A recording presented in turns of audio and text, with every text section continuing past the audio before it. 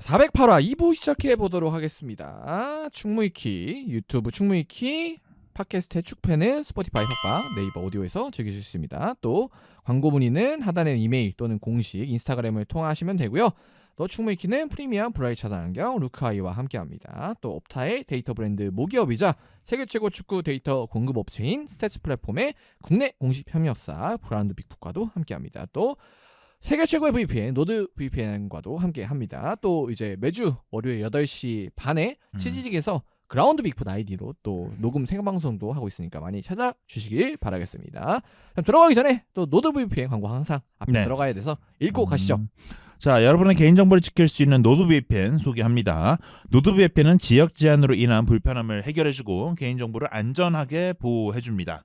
어떤 컨텐츠든 원하실 때 그리고 원하는 곳에서 즐길 수 있게 해줍니다. 특히 축구 팬들에게 큰 도움을 줄 수 있는데요. 축구를 정말 사랑하는 팬들은 한국 플랫폼에서 중계되지 않는 해외 경기를 시청하고 싶을 때가 많습니다. 그럴 때 노드VPN을 이용하면 지역 제한에 대한 불편함 없이 원하는 경기를 시청하실 수 있습니다. 또한 해외에 나갔을 때 한국 스트리밍 플랫폼을 이용해 한국어 중계를 언제든지 시청할 수 있습니다. 놀랍게도 빠른 속도와 함께 믿을 수 있는 암호화 시스템을 갖추고 있는 노드VPN과 함께 축구팬 생활을 즐겨보세요. 30일 이내 무료 환불 가능하니 부담없이 즐겨보세요. 그리고 충무이키 링크를 통해서 엄청난 할인과 함께 4개월 추가 혜택도 누릴 수 있습니다. 무려 한 달에 커피 한 잔 가격 4,400원의 가격인데요. 하단에 붙여드리는 링크를 클릭해서 특별 혜택을 받을 수 있고요. 지금까지 이제 노드VPN을 이용해 주시면 되는데요. 요즘 보니까 온라인 또 사생활 문제가 굉장히 심각합니다. 뭐 사실 이 유심 문제랑 좀 전혀 별개의 문제긴 한데요. 그래도 비슷한 얘기죠 결국. 네. 자신의 이제 사생활이나 아니면 또 온라인에 대한 이제 정보 데이터들을 보호하는 데 있어서는 사실 VPN이 좀 어느 정도는 좀 필요하긴 하며. 네. 뭐 그리고 요즘 털어가는 게 당연 이제 유심 이런 걸로 털어갈 수도 있지만 그냥 IP 해킹 그냥 IP 따가지고 그걸로 이제 털어가는 경우도 있거든요. 네. 그렇기 때문에 VPN 사용하는 거 한번 좀 권장드리겠습니다. 그렇습니다. 자, 그래서 일단 메인 주제 또 들어가 보도록 할 텐데요. 자, 2부에서는 이제 마레스카는 어떻게 엔조를 리그 최고 수준 미드필더로 바꿨을까라는 얘기 먼저 시작해 볼 텐데, 일단 엔조 같은 경우는 뭐 당연히 기존에도 잘하는 선수였습니다. 뭐 월드컵 우승 일단 리버풀이 된다. 그 첼시 오기 전에도 했었고, 기존 플레이어 상도 받았고 월드컵에서. 그래서 여러모로 뛰어난 선수긴 했는데, 근데 그래도 첼시 와서 확실히 이번 시즌 보면은 한 단계 스텝업한 모습이 특히 공격 포인트 부분에서 좀 보여주고 있거든요. 그래서 이런 부분이 어떻게 가능했는지 마레스카가 어떠한 변화를 줬는지 한번 주목을 해보도록 하겠습니다. 자, 그래서 일단 리그 스탯을 보면은 지난 시즌에 엔조가 리그에서 28경기, 뭐 2경기 교체인데 뛰면서 3골 2개 도움 기록을 했습니다. 사실 뭐 많은 숫자는 아닌데 그냥 수비형 미드필더가 기록할 만한 그런 스탯이긴 했어요. 지난 시즌 뭐 부상으로 좀 못 나오긴 했지만 뭐 3골 2도움 그냥 적절. 나쁘지 않다. 사실 수비형 미드필더 득점 안 해도 되거든요. 네. 뭐 도움도 사실 많지 않아도 괜찮잖아요. 네. 또 그리고 엔조가 또 예전 거를 좀 보자 보면 또 공격적인 역할도 좀 많이 했어요. 네, 저희가 얘기를 하긴 했지만 첼시 합류 이후에서 3선에서 활약을 하기도 했지만 예전에 포체티노 있을 때 공미 한번 했었어요. 몇 번 그래서 막 그 하프 스페이스 침투시키고 엔조 박스 앞에 막 데브라이너 위치 막 이런 데 엔조 있고 막 그랬거든요. 확실히 이 선수가 공을 좀 잘 차는 선수다 보니까 그래서 그런 아이디어는 보는 감독마다 다 생기는 것 같아요. 엔조를 좀 공격적으로 활용해 보자. 근데 이제 물론 이제 그때는 결과가 좋지 않았습니다. 그리고 또 엔조가 그 사이즈에 대한 좀 아쉬움이 전 있다고 봐요. 있죠. 키가 작잖아요. 그건 어쩔 수가 없어요. 이건. 어떤 감독들은 그 센터백들, 수비형 미드필더들은 그래도 피지컬이 어느 정도의 그리고 힘이 있는 선수들을 좀 원하는 경우도 종종 있거든요. 그렇기 때문에 그래서 엔조가 좀 애매하다라는 이야기도 있긴 했어요. 그러니까 완전 수미도 아니고 그렇다고 뭐 공미도 아니고 얘는 어디야? 느낌도 있었는데 확실히 이번 시즌 같은 경우는 본인의 딱 자리를 딱 마레스카가 찾아준 느낌이긴 하죠. 그리고 뭐 별개로 이제 공미 얘기 잠깐만 해보면은 그때는 너무 앞으로 갔어요.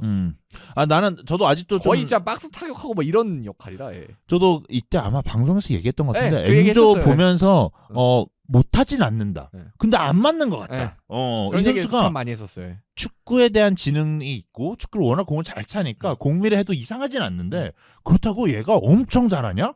아 그건 아닌 것 같다. 그 옷도 막 안 맞는 옷을 입고 있는 것 같다. 근데 프리미어리그 내에서 삼선 미드필더에 대한 그 압박감이나 아니면 이 피지컬적인 부분이 있어서 엔조가 좀 애매하니까 아 얘가 그러니까 뭐 어디서 해야 되나? 진짜 완전 수미도 아니고 그래서 공미도 아니고 그래서 조금 음. 애매하다는 이야기 있었는데 확실히 좀 이번 시즌엔 자리를 굉장히 잘 찾게 됐고요. 뭐 올 시즌에도 일단 수비형 미드필더 포지션에서 시작은 하고 있지만 뭐 어쨌든 그래 경기와 비교를 해 지난 시즌과 비교를 해 보면은 33경기에 출전을 해서요. 4경기 교체 출장이고 6골과 7개의 도움을 기록하고 있습니다. 지난 시즌보다 거의 뭐 2배보다 더 많아졌어요, 포인트가.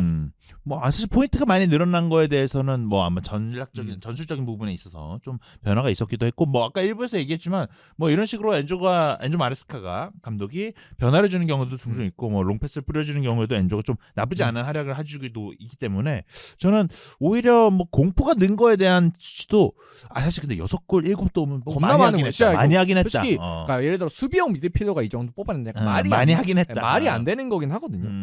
물론 이제 제가 뒤에 분석을 해드릴 거지만 그래서 이런 모습들이 어떻게 가능했는지 이렇게 분석을 해보는 시간 가져보도록 하겠습니다. 또 뭐 제가 말씀을 드릴 거긴 하지만 수비적으로도 괜찮거든요. 이번에 엔조가 나쁘지 않아요. 공수 겸장해서 딱 카이세도와 함께 정말 좋은 조합으로 프리미어리그 거의 최고 수준까지 일단 올라선 상태는 된 것 같습니다. 억지로 둘이 좀 맞추니까 괜찮은 것 같기도 하고 둘이 조합 처음 생각했을 때는 좀 애매하다고 생각했었는데 근데 지금은 되게 잘 맞아요. 물론 이제 사이즈에 대한 아쉬움은 여전히 있고 그렇기 때문에 이제 라비아를 계속 같이 활용하는 움직임은 있지만 그래도 종합적으로 봤을 때 두 명의 조합이 이번 시즌 프리미어리그에서 굉장히 좋은 수준이었다는 거는 부정을 할 수는 없을 것 같습니다. 그래서 분석을 시작하면서 가장 중요했던 변화는 포지셔닝 변화입니다. 그래서 저희가 스탯을 한번 쭉 보여드릴 텐데요. 이제 그림을 보시면은 이제 왼쪽이 지난 시즌까지 기록이고 그리고 오른쪽이 이제 올 시즌 그러니까 레스터전에 이제 엔조가 첫 득점을 했어요. 근데 그 레스터전이 11월 23일인가? 네, 그럴 거예요. 그러니까 11월 23일부터 득점을 했는데 지금 벌써 6골인 거예요. 뭐 이 점도 주목을 좀 해볼 점이 있는데 뭐 시즌 7월쯤 시작하니까 생각보다 뭐 늦게 득점이 터지긴 했네요. 그러니까 어쨌든 그래서 딱 이 레스터전 11월에 있었던 레스터전을 기점으로 엔조의 좀 포지셔닝이 바뀌었다. 이거는 제가 뭐 분석을 한 건 아니고 그 스카이 스포츠 쪽에서 기사가 있었거든요. 그래서 뭐 거기 보면은 쭉 나와 있습니다. 그래서 기사 제목이 뭐예요?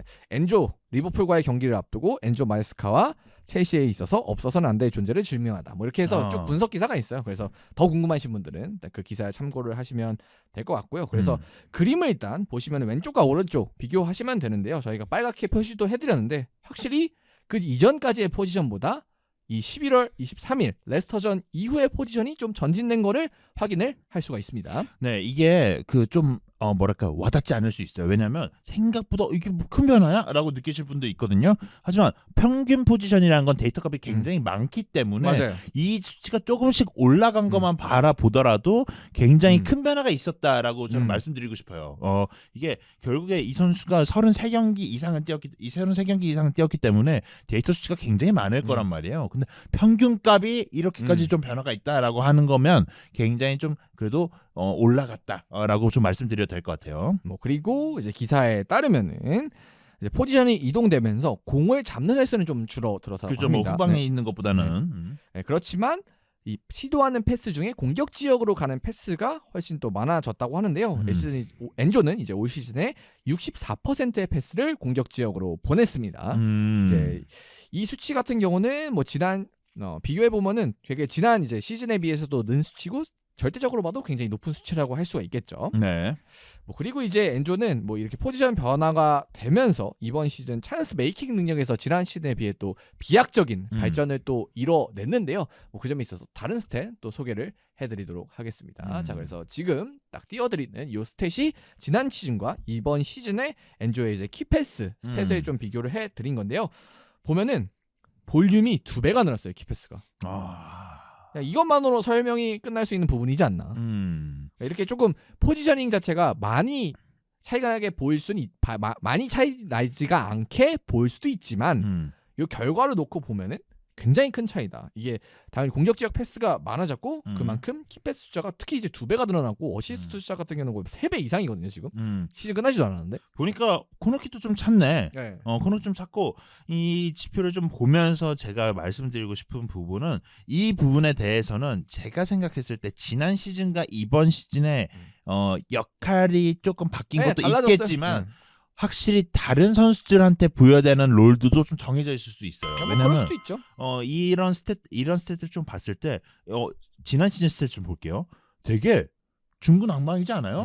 근데 지난 시즌 첼시가 그냥 중구난방이긴 했죠. 뭐 그런 예. 거 가지고 있고 아니면 또 이게 보니까 엔조가 공을 잡고 중앙으로 때리는 그런 크로스가 많다 정도로 데이터를 볼 수 있고 그러니까 골문 앞쪽으로 올리는 그런 패스들이 많다 이렇게 볼 수도 있는데 이번 데이터 같은 경우는 조금 확실히 좀 모여 있는 구간도 보이기도 하고 그러니까 또 패스를 넣어주는 그 공간 자체가 딱 그 그러니까 이 원 형성이 좀 잘 돼 있어요. 패스를 넣어주는 키 패스를 넣어주는 그런 포인트들이 좀 일정해요. 그래도 네. 이번 시즌은. 제가 보니까 지난 시즌 거에 좀 몰려 있다고 하는 그 골문 앞쪽 거 보면 한 4개, 5개 이 정도밖에 안 된단 말이에요. 근데 이번 시즌 되게 많아요. 이거는 그냥 셀 아예 수도 넘쳐나. 없어. 넘쳐나. 물론 이제 뭐 아까 현식이가 말했던 것처럼 코너킥 영향도 있을 수는 있겠죠.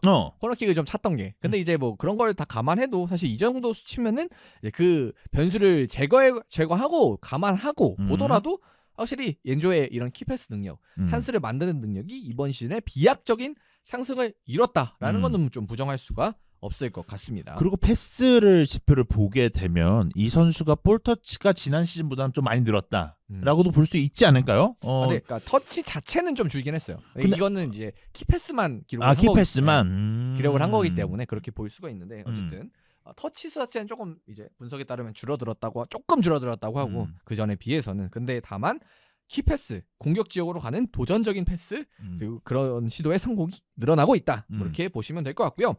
그리고 어시스트의 볼륨적으로 봐도 지금 팔머가 8어시스트로 1등이거든요. 그 뒤를 엔조가 7개의 어시스트로 뒤를 쫓고 있습니다. 확실히 이제 뭐 스트레스 생산하는 능력에 있어서는 엔조가 없는 선수는 아니다라는 생각이 좀 들기도 하고 없는 선수가 아니라 이제 잘하는 선수예요. 그리고 이전에도 말했지만 지난 시즌에 비했을 때 공미를 서는 경우들을 봤을 때 확실히 이 선수가 조금 허둥지둥 공을 못 차지는 않는데 그렇다고 해서 공미를 잘하는가 했을 때 그거 좀 애매한데 라는 생각도 좀 들었거든요. 근데 이번 시즌에는 만큼은 굉장히 좀 자리를 잘 잡지 않았나. 그리고 그때 이제 공미를 했을 당시와 비교해보면 그때보단 좀 내려와 있고 기존 이제 수비형 미드필더와는 좀 올라와 있고 그래서 딱 중앙 미드필더 자리다, 중앙 자리다 이렇게 생각을 해주시면 될 것 같고 마레스카가 그렇게 적절한 위치를 찾아준 게 이번 시즌에 좀 가장 의미 있는 변화였다고 볼 수 있겠고 그리고 이 아까 저희가 보여드렸던 찬스 메이킹 지표를 이제 리그 기준으로 좀 치환해서 보도록 하겠습니다. 지금 이거 데이터가 좀 잘못됐네. 네, 이거 그냥 그 브루노가 맨유고 이제 파머가 첼시죠. 그냥 그 엠블럼만 바꿔서 좀 생각을 해주시면 될 것 같고요. 대표님 실수했어. 네, 그래서 뭐 그건 중요한 건 아니니까 어제 우리 엔조 보는 거잖아요. 네, 그래서 올 시즌 찬스 메이킹 스탯을 보면은 찬스 크리에이티드 횟수가 엔조가 4등입니다. 리그 전체예요 이거. 오 맞네. 부페, 파머, 살라 다음 엔조예요. 그러면 사실 은베모도 뭐 사실 엄청난 스피드와 함께 생산 좀 위협적인 장면들 많이 만들어내잖아요. 이런 거 생각했을 때 여기 네임에 들어온 것 자체가 굉장히 대단하다. 그리고 또 사실 부페 팔머는 사실 저번 시즌에도 그렇고 매년 그렇죠. 팔머에 조금 데이터가 좀 부족하지만 브루노 페르난데스 같은 경우는 굉장히 많은 데이터를 쌓는 선수잖아요. 살라 부페는 항상 있죠 이 자리에. 그러니까 여기에서 뭐 부페 팔머 살라 들어가는 건 당연히 오케이인데 여기 엔조 페르난데스가 또 위치가 이 선수들과 다르잖아. 그렇죠. 이제 뭐 은배모까지 포함해서 거의 대부분이 공격 지역에 좀 위치를 하는 선수인데 엔조 혼자 약간 3선 뭐 이 라인에 위치해 있는 선수입니다. 물론 이제 뭐 일반적인 3선보다는 조금 전진하긴 합니다만 뭐 그런 걸 감안해도 굉장히 엄청난 스탯이라고 할 수는 있겠죠. 네. 뭐 그래서 이제 이런 엔조와 팔머가 여기 지금 동시에 탑5 안에 2명이나 있잖아요, 첼시가. 그래서 그런 활약에 힘입어서 이제 빅찬스 메이킹 횟수도 첼시가 2위로 되게 많습니다. 그리고 XG도 2위를 기록 중입니다. 그래서 되게 스탯을 잘 뽑는데 근데 첼시의 문제는 이렇게 찬스를 많이 뽑아줘도 넣지를 못한다. 그래서 득점 순위는 6등입니다. 첼시가. 해결만 좀 잘 되면은 엔조의 포인트 아니면 뭐 팔머의 포인트 이런 것도 좀 더 많아질 것 같아요. 첼시가 가장 필요한 포지션이 이러면 딱 나오네요. 득점해줄 선수가 필요하네. 뭐 잭슨에 대해서 저희가 또 지지난주에 많이 얘기를 했지만 그래서 다 보시면 있을 겁니다. 궁금하신 분들은. 그래서 거기서도 분석을 해드렸지만 확실히 이 잭슨이 아쉽다. 네. 득점력 면에 있어서는. 그래서 만약에 이제 이런 문제가 해결이 되면 엔조가 더 날아오를 수도 있다. 뭐 이렇게까지는 보면 될 것 같습니다. 그래서 엔조의 찬스 메이킹 능력은 이번 시즌 한정에서 봤을 때는 리그에서도 최상위권이다.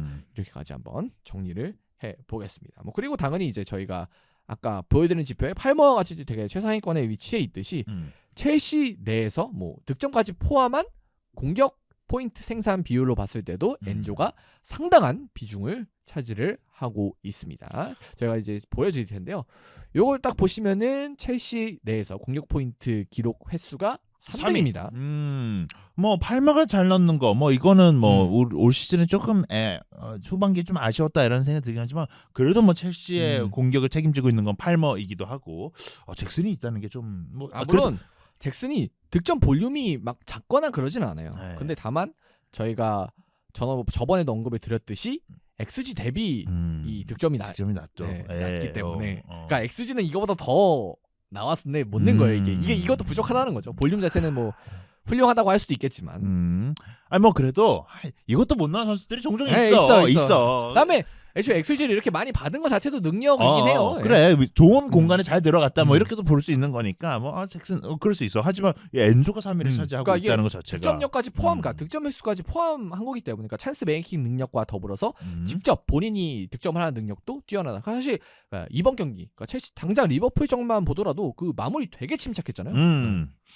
근데 밑에 있는 선수들 좀 분발해야겠다. 그렇죠. 뭐 밑에 이제 뭐 마두에케가 간신히 이제 10개를 도달하고 있고 뭐 네투나 이라는 선수들도 공격 포인트 10개조차 좀 기록을 하지 못하는 첼시인데 확실히 이제 포인트 생산을 직접적으로 할 수 있는 좀 포워드진이 많이 필요해지는 것 같습니다. 마두에케나 네투는 좀 더 분발해야 돼. 확실히 이 선수들 좀 기회를 많이 받는 편인데 좀 더 확실한 득점 아니면 공격 포인트 정도를 생산해야 되지 않을까라는 생각이 좀 듭니다.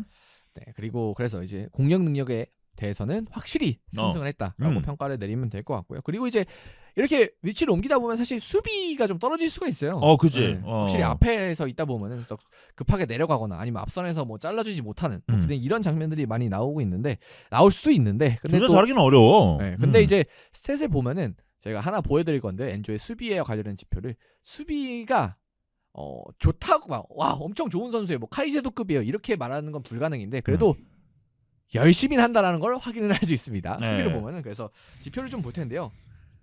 카이세도가 일단 모든 지표에서는 1등입니다. 첼시 내에서 지금 첼시 지표 뽑아놓은 건데 뭐 카이세도는 일단 제외하고 볼게요. 그러면은 이제 경합 시도가 카이세도 다음으로 일단 많습니다. 물론 경합 성공은 시도에 비해 막 그렇게 많은 것 같지는 않아요. 높진 않네요. 네, 근데 저희가 아까 서두에 설명을 드렸다시피 사이즈가 작기 때문에 사실 경합 성공이 많을 수는 없어요. 이거 불가능해. 그러니까 동화 반복이지만 이 선수에 대한 사이즈에 대한 고민은 모든 감독이 다 할 것 같아. 또 3선에 기본적으로 위치를 해야 되니까 뭐 그런 것도 있고 그리고 태클 시도도 카이세도 다음으로 많습니다. 물론 이것도 성공률은 조금 높진 않습니다. 높진 않아요. 뭐 쿠쿠렐라가 더 높으니까 성공에 있어서는. 물론 이제 포지션의 위치도 다르고 뭐 그리고 미드필더에서 태클하는 게 쉽지는 않은데 뭐 아무튼 그러니까 성공률이 높진 않다. 이게 엄청 낮은 건 아닌데 높진 않다. 그리고 다음으로 긍정적으로 볼 거는 리커버리 횟수도 이제 카이세도에 이어 팀 내 2등은 차지를 하고 있습니다. 그러니까 이 내용을 좀 정리해 보자면 뭐 제가 생각했을 때는 열심히 나신다. 엔조 페르난데스가 나쁘진 않다. 그러니까 결국에는 수비에 대해 데이터가 조금 아쉽게 나오긴 하지만 결국에 시도도 좋고 태클 시도 그리고 이제 경합 시도도 굉장히 나쁘지 않고 열심히 하기 때문에 이거에 대해 있어서는 굉장히 좀 이 선수가 체력적으로 많이 부침이 있더라도 열심히 잘 뛴다 이렇게 정리를 할 수 있을 것 같기도 하고 성공률이 조금 낮더라도 그래도 이런 역할을 해줘야 되는 사람이 포지션이기 때문에 근데 이건 또 감안해야 돼요. 제가 조금 아쉽다라고 설명은 드렸지만 이게 카이세도랑 비교하니까 그래요.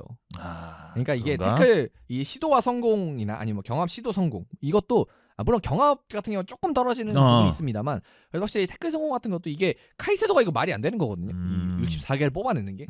이거 좀 궁금한 게 다른 팀이 어느 정도인지 모르겠어요. 다른 팀 선수들이. 왜냐면 이게 카이세도랑 이게 태클 비교하니까. 성공으로 가면은 카이세도는 일단 최상위권이에요. 그러니까 프리미어리가 아마 1등 2등 뭐 이렇게 될 거예요. 뭐. 이게 그러니까 위쪽 레벨들이 어느 정도인지 좀 궁금하긴 하네. 그래서 엔조가 그러니까 확실한 거는 저희가 카이세도에 비해 아쉽다 뿐이지 그러니까 절대 막 이게 못한다 이런 얘기가 절대 아닙니다. 네. 그래서 이런 부분에 있어서 그러니까 사이즈의 약점은 확실히 있으나 수비적인 기여도 충분히 해주고 있다. 지금 전술상으로는. 아 근데 저는 조금 말하자면 소신 발언일 수도 있는데 저 경합 성공은 좀 아쉽네. 네, 이건 진짜 어쩔 수가 없다. 야, 이거는 그냥 키가 작은데 뭐 어떻게 공중가 물론 이제 경합 성공이라는 게 지상 볼 경합도 포함된 수치긴 합니다. 그래도 공중볼 경합이 일단은 포함이 되니까. 이게 146 이게 300개 이상 시도해놓고 그러니까 50%가 안 되는 146이면 거예요. 이거는 좀 많이 떨어지긴 한다.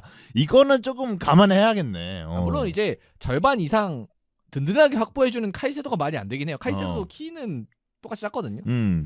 근데 이게 카이세도가 이건 사기라서 그래요. 전 제 의견은 그거예요. 이건 카이세도가 사기다. 이게 결국 센터백들이 경합 성공률이 굉장히 높잖아요. 뭐 그럴 수밖에 없는 포지션이기도 하고. 그리고 근데 이게 삼선 미드필더는 보면은 밑에 쭉 수비수들도 내려가면은 봐봐요. 50%가 안 되는 선수들도 꽤 있어요. 구스토 같은 경우도 아마 50% 안 될 걸요. 귀스토나 뭐 콜일도 아슬아슬하게 되나? 아슬아슬하게 되겠다. 콜일이 아슬아슬 50% 살짝 넘고. 그다음에 이제 풀백 선수들이 뭐 쿠쿠레야나 뭐 아니면 귀스토 이런 쪽으로 내려가도 사실 50% 안 되거든요. 살짝 안 되거든요. 물론 이제 이게 그래서 저는 엔조가 나쁜 건 아니다. 라고 일단 정리를 하고 싶습니다. 그렇게 봐야겠네. 네, 나쁜 건 아니다. 더 붙이기가 뭔가 애매하다. 그리고 좀 없어. 확실히 이 수비에 있어서의 적극성만큼은 좋다. 굉장히 뛰어나다. 좋다. 네. 시도가 많다는 건 굉장히 열심히 뛰는 것 중 하나이기 때문에 그건 not bad. 네, 그래서 어쨌든 카이세도와 비교해야 하기 때문에 그런 거고 뭐 어쨌든 엔조가 수비적인 기여도 지금 팀에서 충분히 해주고 있다. 저는 이걸 또 말씀을 드리고 싶었습니다. 자, 그래서 정리를 해보면 뭐 포지션 변화 사실 우리가 아까 지표로 봤을 때 그림으로 봤을 때 뭐 크게 안 보일 수도 있지만 이 작은 변화가 좀 엄청난 나비 효과를 지금 가져온 거예요. 지금 뭐 공격에서 있어서도 그렇고 수비에 있어서도 그렇고 엔조가 되게 영향력을 보여주고 있기 때문에 일단 공격 포인트 생산이 이렇게 많아진 거는 솔직히 첼시의 공격진이 공격 포인트 생산이 안 쉬운 상황에서 되게 저는 큰 힘이 됐을 거라고 생각은 들거든요. 네, 확실히 뭐 첼시의 이번 시즌 성적이 뭐 그렇게 엄청 좋다라고 표현하기 좋지. 지난 시즌에 9등인가 박잖아. 7등 했구나. 7등. 6등 7등? 그러니까 지난 시즌에도 뭐 첼시 갈까 말까 하다가 쭉 떨어져서 이제 결국 컨퍼런스에 만족을 했거든요. 그다음에 또 지난 시즌으로 가면 진짜 제가 말씀드린 뭐 9, 8 뭐 이렇게 됐었고. 근데 시즌 중에 좀 아쉬운 포인트들이 없진 않았어요. 몇 포인트 첼시가 좀 이번 시즌에 중간이 좀 아쉬웠죠. 조금 아쉬웠던 부분들이 있긴 있지만 쭉 떨어지는 구간이 있었어요. 처음에는 저는 3등 할 것 같았어요. 그래도 확실히 엔조가 좀 나아졌다. 나아졌다 수준이 아니죠. 매우 좋아졌다라는 표현이 들기도 하고 제가 생각했을 때는 마르스카 감독이 결국에 엔조를 좀 점진해서 배치한 게 어느 정도는 좀 잘 맞아떨어지지 않았나? 그리고 또 선수한테도 좀 잘 맞는 옷을 입지 않았나라는 생각이 들어요. 그렇습니다. 자, 그래서 요런 이제 엔조의 공격 포인트 행사를 보면 확실히 뭐 포체티노라든지 왜 선수 다른 감독들이 좀 앞으로 올리려는 시도를 했었는지 뭐 좀 알 수 있었던 것 같고 그래서 뭐 최근에 첼시는 이제 이런 엔조의 활약에 힘입면서 최근 내용이 공격 포인트 엔조가 기록을 하면서 4연승 같이 기록을 하고 있습니다. 네. 뭐 일단은 저희가 얘기했지만 중간 파트 중에서는 엔조가 좀 너무 소극적으로 한다. 아니면 뭐 좀 포인트 확실히 우리가 기대했던 포인트들과는 좀 다른 모습들을 보여준다 이런 얘기를 했던 것 같은데 확실히 지금 시즌 막바지 컨퍼런스를 또 4강에 올라가 있고 또 마지막 파트를 좀 잘 준비하기 위해서 좀 그래도 잘 맞는 포지션을 잡지 않았나라는 생각이 들어요. 분위기도 좋고. 그리고 최근에 이제 첼시가 연승으로 분위기도 좋고 그리고 뭐 챔피언스리그 경쟁 같은 경우도 뭐 노팅엄도 힘이 조금 떨어지고 있는 상황이기 때문에 그래서 전 조금이라도 더 유리한 위치에 있다고 생각은 들거든요. 그리고 물론 이제 컨퍼런스가 뭐 그렇게 중요하다고 볼 수는 없겠습니다만 충분히 또 트로피도 하나 들어올릴 수 있는 위치에 있기 때문에 만약에 챔피언스리그도 가고 컨퍼런스리그 우승도 하고 하면은 첼시로서는 굉장히 만족스러운 시즌이 되지 않을까. 그죠. 이렇게 생각됩니다. 트로피가 하나 중요해. 그렇습니다. 그래서 지금 이제 순위를 보면은 이제 첼시가 5등이고 6등이 노팅엄, 뭐 7등 이제 아스톤빌라 이렇게 있는데 첼시가 63점이고 노팅엄이 60점, 빌라도 역시 60점인데요. 노팅엄이 아직 저희가 월요일 날 지금 5월 5일 녹음을 하고 있는데 아직 경기를 안 했어요. 그래서 음. 노팅엄도 63점이 될 수는 있습니다. 네, 근데 뭐 득실 차이가 좀 나긴 네. 나요. 그래서 뭐 유리하긴 해요, 첼시가 더. 뭐 9골 차이면 세 경기에서 9골 차가 뭐 뒤집혀지기는 사실상 어렵다고 좀 보긴 하거든요. 근데 제가 알기로는 그 빌라와의 맞대결이 한번 남아 있거든요, 첼시가. 첼시가 네, 그래서 막 그 경기가 좀 이제 좀 걸리긴 중요해지지 하네. 않을까 생각은 드는 거. 빌라도 결국은 챔피언스리그 경기가 중요하고 빌라가 득실도 굉장히 좀 낮기 때문에 뭐 득점에 있어서 빌라가 아니라 노팅엄이네요. 둘이 맞대결이 있어? 네, 마지막에 38라운드. 야, 이건 픽 터지겠다. 그러니까 지금 당장 컨퍼런스 한 다음에 다음 경기가 뉴캐슬전이고 그 다음에 맨유, 그 다음에 노팅엄 이렇게 남아 있습니다. 야, 이거는 한번 볼만하네. 근데 생각보다 빡센데요. 맨유 지금 뉴캐슬, 맨유, 첼시. 맨유, 이러면 뉴캐슬, 맨유, 노팅엄. 뉴캐슬, 만약에 야 뭐 이런 일이 당연히 첼시 팬분들 입장에서 벌어지면 안 되겠지만 3연패 하고면 이거 끝나는 거예요. 야, 이거 근데 은근 어려워요. 네, 3연패 이거는 할 수도 쉽지가 있어요, 않아. 이건 진짜. 이건 쉽지가 않고. 물론 맨유 같은 경우는 던져주겠죠. 아니 그죠. 맨유를 우리는 뉴캐슬을 바라보고 네. 얘기하는 겁니다. 뉴캐슬도 뉴캐슬하고 있고, 노팅엄. 이게 노팅엄전은 진짜 이거는 마지막에 챔피언스리그를 걸고 대진을 펼칠 수도 있기 때문에 이 남은 경기들이 컨퍼런스 포함해서 되게 중요한 경기들만 남아 있기 때문에 일정이 네. 그렇게 좋지는 않네. 그리고 좀 스포를 해드리면 클럽 월드컵 여기도 가야 되거든요, 첼시도. 첼시 가구나. 네. 맞아. 그렇기 때문에 좀 집중해서 그러니까 거의 컨퍼런스 리그 결승하면은 바로 이제 가야 될 거예요. 야, 이거 쉽지가 않네. 이거 일정이 막판이 그렇게 좋지 않구나. 그래서 그런 면에 있어서 첼시가 남은 시즌을 어떻게 마무리를 하느냐에 따라서 우리가 마무리 평가를 할 때 첼시 욕을 엄청 할 수도 있고 칭찬을 엄청 할 수도 있고 이거는 정말 남은 경기에 따라 다른데 어쨌든 지금까지는 엔조 중심으로 최근에는 첼시가 잘 나가고 있다 이렇게까지 보면 될 것 같습니다. 네. 자, 그러면 이 주제 넘어가세요. 다음 주제로 가보도록 하겠습니다. 다음 주제는 아놀드 얘기인데요. 오피셜이 떴습니다. 아놀드가 리버풀을 떠납니다. 네. 그래서 이제 오늘이 5월 5일인데요. 5일 저녁에 리버풀 공식 홈페이지에 이별 소식이 떴습니다. 참 아놀드 이번 시즌에 많이 다룬 것 같아요. 뭐 네. 저희가 팟캐스트를 한지 뭐 19년도부터 하긴 했지만 뭐 정식적으로 사무실 차려서 한 건 21년도 이때부터 했는데 매 시즌 저희가 그래도 하나의 선수들을 꽤 자주 얘기하는 경우들이 종종 있거든요. 근데 역대급이긴 해요. 저희가 지금 세 번째거든요. 아놀드 얘기하는 게. 근데 아놀드는 이번 해에만. 아놀드는 너무 많이 하는 것 같아요. 이만큼 언급한 선수가 거의 없어. 월드컵 때 메시 빼고는. 네. 물론 그래서 저희가 세 번째 다루는 거기 때문에 여러 가지 주제를 틀어가지고 겹치는 내용이 있을 수 있어요. 근데 하지만 그렇다고 해서 이 큰 소식을 안 다룰 수는 없기 때문에. 그리고 이건 오피셜이야. 네, 이거 오피셜이어서 해야 돼. 그래서 또 준비를 해봤습니다. 그래서 5일 저녁에 이별 소식이 공식적으로 발표가 됐고요. 행선지는 이제 레알로 다들 확정을 하는 얘기가 나오고 있습니다. 굉장히 이제 공신력 있는 기자들도 레알 행을 얘기를 하고 있기 때문에 뭐 레알 갈 것 같습니다. 뭐 엠바고 걸려 있었겠죠. 제가 생각했을 때는 이미 소문부터 돌았던 것 자체가 이미 지난해부터 뭐 레알 같이 갈 건가 보다라는 얘기가 계속해서 나왔기 때문에 뭐 놀라운 일은 아니에요. 그 이제 이적 과정에서 있어서 조금 말실수나 이런 부분들이 좀 아쉽긴 하다만 결국에 좀 업보가 있긴 하죠, 이 사람도. 네. 아놀드라는 선수 자체로만 봤을 때 이 선수가 지금 한 행동에 대해서 얘기하지 말고 한 선수 자체만 봤을 때 레알 마드리드에 갈 만한 선수가 맞긴 합니다. 예, 저는 능력은 있죠. 능력은 저희가 있다고 봐요. 네. 그 분석 한번 해드렸잖아요. 네. 그 아놀드 스탯적으로 쭉 뽑아가지고 아놀드가 어떤 선수인지 좀 분석을 해드린 그런 회차도 있었는데 뭐 거기서 봤다시피 뭐 능력 자체는 의심할 필요는 없는 선수입니다. 근데 레알이 필요한가 그 얘기를 하긴 했잖아요. 네, 근데 이제 필요하다. 어쨌든 볼 필요가 없으니까 그건 맞죠. 그래서 그건 맞는데 아무튼 리버풀 입장에서는 그런 것과 상관없이 좀 가슴이 아픈 이야기이긴 합니다. 근데 나름 이제 제가 좀 기사를 하나 보니까 나름 또 스토리가 있어요. 요게 어쨌든 이제 디애슬레틱에서 이제 제임스 피어스 유명하신 분이죠. 이 기자분이 쓴 기사의 내용을 좀 발췌해서 가져왔는데요. 그래서 사과를 좀 정리해드리면 이제 아놀드는 23년, 그러니까 계약 기간이 2년 남은 시점에 재계약 제안을 좀 받기를 기다렸다고 합니다. 근데 다만 리버풀이 그때 좀 혼란스러웠어요. 경영진이 이제 에드워즈가 나가고 뭐 워즈라는 사람이 들어왔다가 1년 만에 나가고 다시 슈마케트 뭐 이 사람이 이제 클럽 따라서 들어오고 이러면서 진짜 되게 혼란스러운 상황이 있었고 그리고 이제 이 23년 이 재계약 시즌에는 미드필더 상황에 좀 집중을 하면서 아놀드의 계약은 좀 뒤로 미뤄졌다고 합니다. 아놀드 2년이 남았다 보니까. 그죠. 뭐 행정상에서 이런 포인트들은 좀 필요하죠. 그리고 거기에 더해서 갑자기 시즌 중간에 클럽이 간대. 아. 그래서 아놀드 입장에서 이게 뭐야? 하고 재계약 중단. 그 상황에서 협상을 할 수는 없으니까.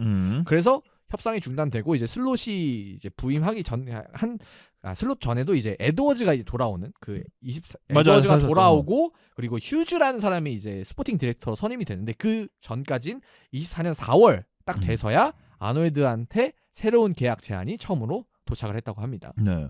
24년 4월이면 1년 남은 시점이에요. 그러니까 작년 4월이죠. 뭐 늦긴 했어. 뭐 안 넣은 건 아니네. 근데 대부분 이제 선수들이 계약을 할 때 2년 남은 시점에서 대부분 계약을 하잖아요. 재계약을 할 때. 그런 기준에서 놓고 보면은 좀 늦긴 했습니다. 물론 이제 리버풀도 당연히 클럽 나갈 줄 몰랐겠지. 그런 사정이 있긴 했지만요. 그래서 이제 4월에 이제 에드워즈가 다시 오고 에드워즈가 휴즈에 선임하면서 재계약 협상이 시작이 됐고요. 일단 하나 짚고 가야 되는 건 리버풀이 충분한 제안은 했다고 합니다. 그래서 풀백 중에 거의 최고 주급. 프리미어리그에서도 뭐 굉장히 좋은 주급을 제안을 했다고는 합니다. 그리고 이제 뭐 그렇게 좀 계약 제한이 늦게 오게 되면서 아놀드는 리버풀을 떠나는 것에 대해 생각을 하게 됐고 네. 그리고 최종 결정이 난 거는 올해 3월 A매치 기간이라고 합니다. 그래서 그때 뭐 슬롯을 찾아가서 말을 했다고 하네요. 3월이면 네. 이제 뭐 6개월이 이제 남았으면 간다. 그러니까 결정이 완전히 된 게 3월이라는 얘기예요. 뭐 아놀드가 진짜 마음속으로 결정한 건지 모르겠지만. 네. 근데 이제 뭐 사실 제가 생각했을 때는 아마 23년도 이후 그러니까 24년도 계약이 1년 남았을 때부터는 사실 선수라는 게 결국에는 어느 팀에서 왜냐면 갑자기 자기로 풀리는 거 이런 생각 안 했겠지만 네, 그렇죠. 결국에는 자신의 미래에 대해서 고민을 해보던 시기일 거라는 생각을 좀 해요. 그래서 아마 그 시기쯤에 1년 정도 남았을 시기에 그런 선택을 하지 않았을까라는 생각을 좀 하는데요. 그래서 뭐 좀 여기서 이 사가에서 포인트로 잡아야 되는 거는 이제 23년에 계약 제한이 들어오지 않았고 뭐 리버풀의 여러 혼란한 상황이 있었지만 어쨌든 리버풀 입장에서 이 재계약 제한을 그러니까 이런 재계약 제한이 좀 지체된 거는 좀 아쉽지 않을까. 네, 뭐 리버풀 좀 그렇고 근데 또 리버풀 입장만 욕하기는 좀 어려운 게 리버풀도 워낙 변화의 시기를 많이 겪었잖아요. 사실 위리겐 클럽이라는 위대한 감독이 꽤 오랜 시간 동안 지휘를 했고 그 시기 동안 좀 뭐랄까 행정적으로나 아니면 좀 변화를 가져가야 되는 시기에 아놀드한테 집중을 못했다는 게 뭐 어느 정도 이해는 되는데 뭐 그렇다고 해서 그게 잘했다라고 하기에 좀 아쉬운 포인트이기도 합니다. 근데 그리고 또 반대로 가면은 그래서 1년 늦춰졌다고 재계약 제한이 그렇다고 나가? 라고 하면은 이제 아놀드가 예를 들어 그게 정당화될 수는 없으니까 그죠. 야 방패 세워서 나 1년 늦춰졌으니까 나 불만이야 이러고 나갈래 하는 게 이제 그것도 정당화는 아니지. 안 되죠. 왜냐면 그 선수팀이잖아. 리버풀 선수팀이잖아. 그러니까 그러고 또 이 선수가 유스 때부터 생활해오던 이곳인데 자신의 고향에서 고향에서 뛰기 때문에 이런 생각은 조금 그러긴 한데 아마 그 과정에 있어서 아놀드한테 재계약이 없대라는 소문을 든 뭐 레알 마드리드든지 아니면 다른 타 팀에서의 오퍼가 좀 들어오는 걸 보고 특히 또 레알 마드리드라는 팀에서 오는 걸 보고 나도 한번 떠나야 되는 시기가 왔나 보다라는 생각을 좀 가질 수는 있다고 봐요. 네. 뭐 그래서 이제 공식 홈페이지에 발표된 내용을 좀 정리를 해보면은 아놀드에 따르면 이건 쉬운 결정이 아니었고 새로운 변화와 도전이 필요한 시점이라고 생각을 했다고 합니다. 몇 년 뛰었죠? 왜냐면 16년도에 아마 처음 데뷔를 했을 거예요. 16, 17 시즌에. 그럼 거의 10년 뛰었기 때문에 선수 생활로서는 물론 이제 유스 시절까지 포함하면 더 길지. 대충 한 20년 된다고 합니다. 아놀드가 나이가 97 아닌가? 그럴 거예요. 아놀드 지금 한 29살인가? 28살인가? 그쯤 됐을 거예요. 그러니까 뭐 리버풀에서 뛴 거는 진짜 거의 한 자릿수 나이부터 뛰었을 거예요. 이게 완전 리버풀 성골이기 때문에. 이게 참 이 선수가 98년생이네요. 98년생이고 이제 한국 나이로 따지면 거의 한 28살 이렇기 때문에 만약에 계약을 한 번을 한다면 아마 쭉 리버풀에서 그렇죠. 뛰게 될 가능성이 높은데 한 번의 변화를 좀 주고 싶었다는 좀 생각이 그래서 들기도 새로운 하고. 도전 얘기를 가장 많이 하는 것 같아요. 뭐 어쨌든 아놀드의 목표는 수비수로서 특히 풀백으로서 발롱도르를 받는 거라고 하고 뭐 그렇기 때문에 뭐 그러기도 하고 그리고 또 아놀드가 이 인터뷰에서 강조를 했던 거는 절대 이제 우승 트로피 때문에 가는 게 아니다. 그러니까 내가 우승 또 예를 들어 리버풀이 뭐- 우승 경쟁을 못할 것 같아서 음. 뭐 챔피언스리그 우승은 여기 있으면 못할 것 같았어. 뭐 그런 의미는 아니고 음. 본인에게 있어서 새로운 이제 환경의 변화 뭐 이런 것이 필요했기 때문에 가는 거라고 설명은 하고 있습니다. 근데 뭐 와닿진 않겠죠. 듣는 팬들 입장에서. 그죠. 보니까 데이터만 봤을 때는 2014년도부터 데이터가 좀 있긴 있네요. 아, 그래요? 이제 유스 때. 아, 뉴스 때. 그리고 네. 16년도부터가 이제 좀 나오기 시즌 시작했구나. 1군 데이터가 좀 15, 있긴 16이구나 어. 그러면. 네. 근데 이때도 12경기 뛰었으면 많이 뛰었네. 네. 많이 뛰긴 했습니다. 그리고 이제 제가 말씀드렸던 16, 17부터는 아마 스탯이 좀 나올 거예요. 9년 9시즌 정도 뛰었네요. 네. 그래서 되게 많이 뛰었고 유스 시절까지 포함하면 진짜 한 20여 년 되는 거니까 되게 좀 오래 있었는데 뭐 어쨌든 리버풀 팬분들 입장에서는 좀 타격이 좀 있을 것 같고 그리고 이 선수가 좀 업보가 있어요. 뭐 나는 제라드를 존경한다라든지 아니면 나는 클럽의 주장이 되고 싶다라든지 좀 이제 나는 이 리버풀에서 오래오래 있어서 뭐 주장도 하고 싶고 뭐 오래오래 있고 싶다는 말을 했는데 이제 그걸 뒤엎고 어쨌든 레알 마드리드로 훅 가버리는 거니까 사실 저는 뭐 가는 것도 가는 건데 이런 지점에 있는 서운함도 있고 그리고 플러스 왜 자개로 가니? 그지. 예. 이게 사실 좀 크지 않을까. 아니 가고 싶으면 지난 시즌에 확실히 입장 정리해서 이러하니까 나 가겠다. 그러니까 좀 팔아달라 이렇게 하든지. 근데 아무 말 있다가 그냥 조용히 있다가 쓱 눈치 보다가 하고 그냥 가버리는. 특히 이제 이 성골 유스 선수가 FA로 나가는. 그건 좀 물론 이제 뭐 앞에 선배님들처럼 뭐 소울 캠벨처럼 뭐 통수를 치고 레이펄 팀으로 가는 건 아니지만 그래도 좀 타격이 있지 않을까. 좀 업보가 있다고 보여지기도 하고 또 이 선수가 그래도 좀 해줬던 걸 생각하면 업보가 뭐 청산된다 이렇게 표현하고 싶진 않고요. 업보는 업보대로 그리고 이 선수가 그래도 떠난다는 거 자체가 그래도 뭐 박수 쳐줄 때 떠나야 되는 거 맞는 것 같기도 하고. 근데 이거는 사실 팬들 입장에서 무조건 서운하고 근데 다만 이제 아놀드가 리버풀에서 해줄 수 있는 건 다 해주긴 했다. 네. 뭐 리그 우승도 했고 그다음에 그러니까 풀백으로서 가장 큰 문제였죠. 리그 우승. 리그 우승도 2번이나 해줬고 그리고 풀백으로서 정말 생산할 수 없을 것 같은 그 포인트들을 계속 리버풀에서 만들어줬고 그리고 챔피언스리그 우승까지 뭐 해줬기 때문에 뭐 우승 트로피를 줄 수 있는 건 다 주긴 했지만 그래도 근데 저 서운하긴 하죠 그거. 좀 다시 생각해 보니까 싫을 것 같아. 그냥 아놀드의 이 행동과 말한 것 때문에 그냥 이 사람이 싫어졌을 것 같아. 그렇죠. 그런 그리고 지금 그런 여론이기도 하고. 네. 그래서 인터뷰도 보면 아놀드도 이해를 한다고 합니다. 그러니까 이제 질문이 팬들이 이 결정을 듣고 이제 실망하는 거 이해할 수 있냐라고 물어봤는데 뭐 이해할 수 있다고 합니다. 본인도 이제 리버풀 팬으로서 자랐고 사실 리버풀도 그런 사례가 뭐 없었던 게 뭐 아니잖아요. 있겠지. 모든 팀은 다 있겠지. 네. 뭐 토레스라든지 뭐 큰 선수들이 떠나간 사례들이 있기 때문에 그래서 그런 점에 있어서 당연히 본인들 이제 팬들이 실망한 걸 본인이 이해를 한다고는 합니다. 싫죠. 이렇게 말한 사람이 이렇게 떠나는 것도 좀 어울리지 않는 것 같기도 하고 그리고 이걸 좋아할 수는 없겠다만 아마 제가 생각하는 리버풀 팬들이면 마음은 아예 다 떠나지 않았을까? 왜냐면 저는 그 생각을 해요. 팀이 우승하고 뭐 이걸 도움을 준 아주 고마운 선수일 수는 있겠다만 사실 제가 언제 딱 느꼈냐면 FC 안양이 승격을 할 때 갑자기 K리그 얘기 나오는데 FC 승격을 할 때 팬들이 선수들한테 고맙다는 표현을 써요. 그러니까 팬들이 이 팀에 대한 주인은 맞는 것 같아요. 축구라는 산업에 있어서. 그리고 안양 같은 경우는 진짜로 팬들이 주인이긴 하죠. 시민구단이니까 하니까. 근데 리버풀도 이 뭐 소유주가 다르게 있겠지만 결국에는 이 팀을 이끌어 나가는 거는 선수가 아닌 팬들이라고 그렇죠. 생각을 하거든요. 팬이 없으면 안 돌아가니까. 이 팬들의 마음을 되돌리지 이 마음을 조금 해치는 행동을 한다거나 이런 행동들을 했을 때 미움을 받는 거에 대해서도 아놀드는 어느 정도 감수를 해야 되고 또 팬들의 마음도 충분히 이해가 되기 때문에 저는 이 아놀드는 축구 선수이기 때문에 결국에는 팀을 떠난 선수가 이제 될 거잖아요. 리버풀 지금은. 그렇기 때문에 제가 이런 거 생각했을 때는 남아있는 팬들의 입장을 생각했을 때는 이 선수가 좀 미울 것 같다. 솔직히 미울 수밖에 없는 게 사실 레알을 안 가도 뭐 예를 들어 뭐 아놀드의 목표가 풀백으로서 발롱도르 받는 거라 했잖아요. 사실 리버풀에서도 충분히 할 수 있어요. 할 수 있죠. 리그 우승 맨날 이제 도전할 거고 그리고 챔피언스리그도 계속해서 도전할 수 있는 그 충분한 스쿼드, 뭐 사라 재계약도 하고 뭐 이런 스쿼드를 갖췄음에도 불구하고 그다음에 뭐 재력이 사실 그래 투자가 좀 최근에 좀 거시기 하긴 했어요. 투자가 좀 안 되긴 했어요. 하지만 뭐 조앤리가 뭐 그렇게 돈이 없는 사람도 아니고 할 수 있는데 그래서 음.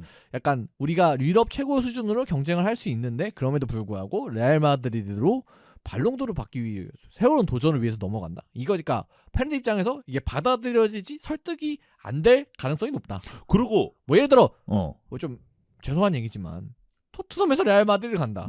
모드리치가 떠날 때 누가 욕했습니까? 아, 물론 욕하는 사람도 있었겠죠. 하지만 있겠지. 토트넘 팬들도 이해하지 않았을까요? 어느 정도? 아 그리고 레알 마드리드에서 굉장히 성과를 이뤄서 발롱도르를 받기가 더 어렵습니다. 솔직히 말하면. 아니 레알이 챔피언스리그 우승했어. 예를 들어 리그 우승했어. 거기서 1등 해야 돼. 이러면 음바페 주겠지. 그치, 음바페 아니면 어. 최전방 공격수 주겠지. 골 많이 넣어서 주겠지. 하긴. 아놀드가 타려면 거의 골을 한 20골씩 넣어야 돼요. 그리고 그때 어. 돌이켜 보면 리버풀 그 이전에 챔스 우승했을 때 그때도 반다이크 받냐 마냐 이거로 싸우다가 사실 리버풀 내에서 막 마네 이런 쪽으로 표가 분산되면서 그러니까. 이게 실패했잖아요. 그때.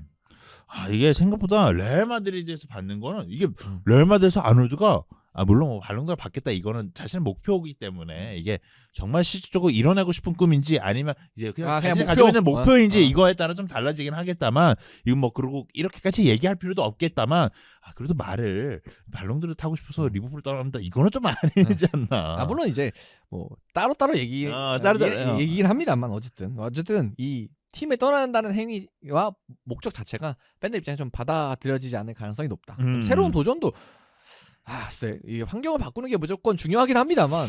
근데 레알 잘할 수 있을까? 그러니까 그거 하여튼 잘 모르겠긴 한데 뭐 어쨌든 본인이 새로운 도전 하신답니다. 네. 그리고 이 시점에 발표를 한 이유는 아무래도 리버풀이 모든 대회에서 뭔가 목표들이 다 결정이 됐고요. 결과들이 결정이 됐고 뭐 어쨌든 팬들이 충분히 이제 소화할 수 있는 그러니까 충분히 이제 팀의 미래에 방해되지 않는 시간이 왔기 때문에 최대한 빨리 발표를 했다고 합니다. 그건 이해. 이해. 어쨌든 지금 리버풀이 뭐 다른 컵 대회도 다 떨어져서 없고 리그 우승이 이제 확정이 됐으니까 그래서 아마 이제 뭐 우승으로 좀 기쁜 상황에서 리버풀 팬들 입장에서는 뭔가 다른 뭐 밥 다 이제 차려놨는데 약간 제 한번 옆에서 뿌리고 가는 느낌이 드시긴 할 것 같아요. 아놀드가 또 다른 유니폼을 입는다는 게 좀 궁금하긴 하네요. 흰색 옷이 잘 어울릴까? 뭐라는 생각 들기도 하고. 진짜 이 좀 팬들 입장에서 제일 많은 요소는 이제 형골 유스가 자개로 또 어쨌든 챔피언스리그 수준에서 경쟁하는 팀으로 간다. 이게 참 자개로 그냥 차라리 진짜 갈 거였으면 빨리 가고 싶다 그러지. 전 그건 조금 아쉬운 것 같아요. 굳이 FA로 가야 되나? 저는 물론 아까 제가 읽어드렸던 소개해드렸던 기사에서 6개월 남은 시점 그러니까 요번 겨울 이적 시장에 레알 마드리드가 영입을 한번 시도는 했다고 합니다. 이제 리버풀이 거절했다고 하고 재계약을 한 번 더 할 수 있겠다는 생각을 했는지 아니면 저는 그거였던 것 같아요. 남은 6개월이라도 필요하다 아놀드가. 그때는 뭐 챔피언스리그도 남아 있었고 리그 우승도 아직 뭐 확정적인 상황은 아니었으니까. 뭐 그렇습니다. 뭐 아놀드가 그래서 간대요. 참 그래도 센세이션했던 게 19였던 것 같아요. 제 기억에 맞으면 19년도에 18, 19에 그때 우승할 때 코너킥도 그렇고 바르셀로나를 상대로 했던 안필드의 기적에서 또 주인공이 아놀드였고. 그러니까 그런 거 생각하면 그리고 아놀드가 사실 뭐 저희가 계속해서 소개를 해드렸지만 공격 포인트가 그냥 풀백으로서 말도 안 돼요. 뭐 이선수가 가진 수비진 약점을 차치하고서라도. 이 선수 참. 마지막이 좀 안 좋네. 결국 마지막이 좋아야 되는데 모든 인생살이가 그래서 저는 뭐 아놀드는 이제 인터뷰 말미 가면은 뭐 나중에 되면은 뭐 아들 뭐 자식들이랑 같이 안필드도 방문해서 뭐 자기가 이룬 성과에 대해 추억하고 싶다고 했는데 그건 안 될 것 같고요 이제는. 그러니까 좋게 헤어져야 되는데. 저는 솔직히 말하면 뭐 유스가 자개로 나가는 거죠. 오케이. 근데 말이라도 이쁘게 했었어야 돼. 말도. 근데 진짜 이 정도 이제 해준 유스 출신의 선수가 자개로 나가.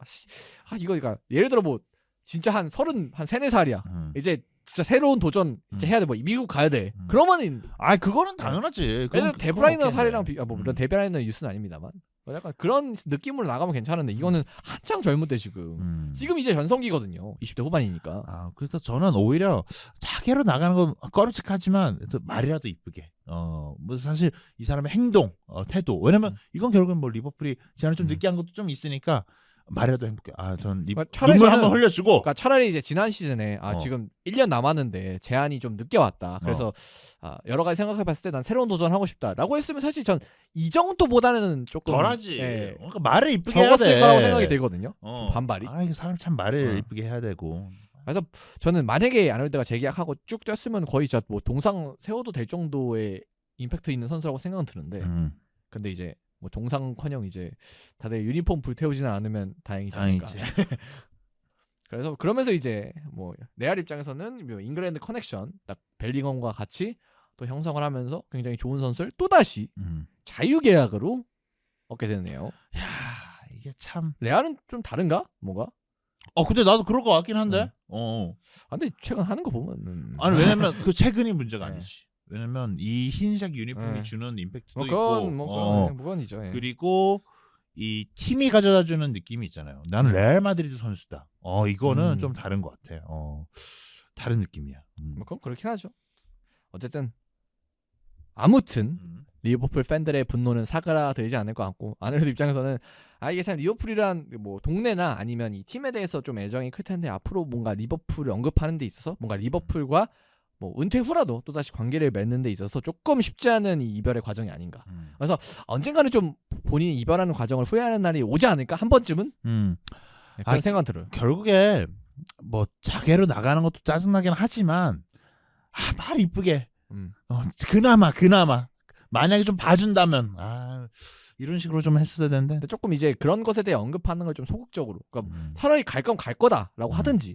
갈 거다. 미안하다. 이번 시즌 열심히 하겠다. 근데 갈 거다라고 한 선수가 있나? 있어요. 있나? 예를 들어 제 기억으로 뭐 정확히 기억이 안 나요. 저 수아레즈도 마지막에 그냥 쿨하게 간다고 하고 갔던 것 같거든요. 근데 시기가 중요하긴 해서 간다고 하면 지금 말하는 게 맞긴 해요. 왜냐면 우승하기 전에 간다 이러면 그것도 좀 이상할 것 그렇죠. 같아요. 그것도 이상할 것 같아요. 근데 저는 베스트는 그러니까 이번 시즌 시작하기 전이었다고 봐요. 베스트는. 만약에 갈 생각이 이번 있어요. 시즌에 나의 리버풀의 마지막 시즌이다. 그런 거 많이 하잖아요. 네. 그리고 모든 걸 쏟아붓겠다. 이런 식으로. 그리고 딱 우승. 그리고 이별. 어. 그러면 그래도 어느 정도 좀 구색이 맞잖아요. 어. 근데 이거는 갑자기 시즌 동안 가만히 있다가 뭐 선수들이 뭐 팬들이 욕해도 나 억울해요. 나 잘하고 있는데 뭐 이러고 있다가 그냥 그런가? 간제비 하다가 나간 거잖아요, 결국. 결정도 이거 3월에 했다고 하니까 최종적으로는. 그때까지 진짜 간 본 거 아니에요. 그러면 얼마나 또 리버풀 입장에서 애매해요. 이게 새로운 선수 찾아봐야 되나? 아니면 아놀드 이거 계약에 집중을 해야 되나? 그러니까 뭐 그리고 이제 뭐 예를 들어 만약에 뭐 아놀드가 갑자기 뭐 중간에 뭐 발표를 하거나 뭐 이럴 수도 있다는 불안감이 있을 수도 있을 거고.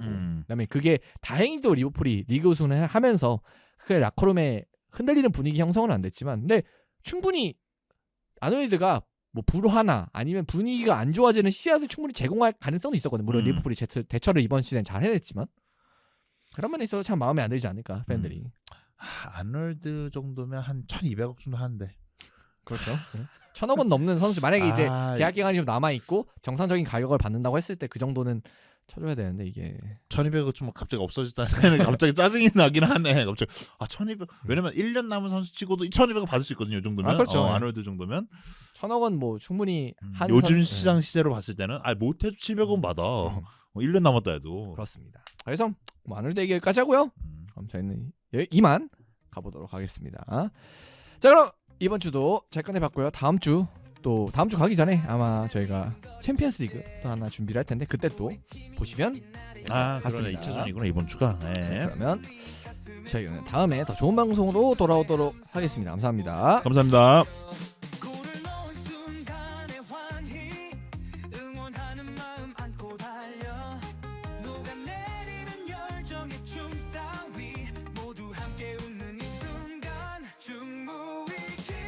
시청해주셔서 감사합니다.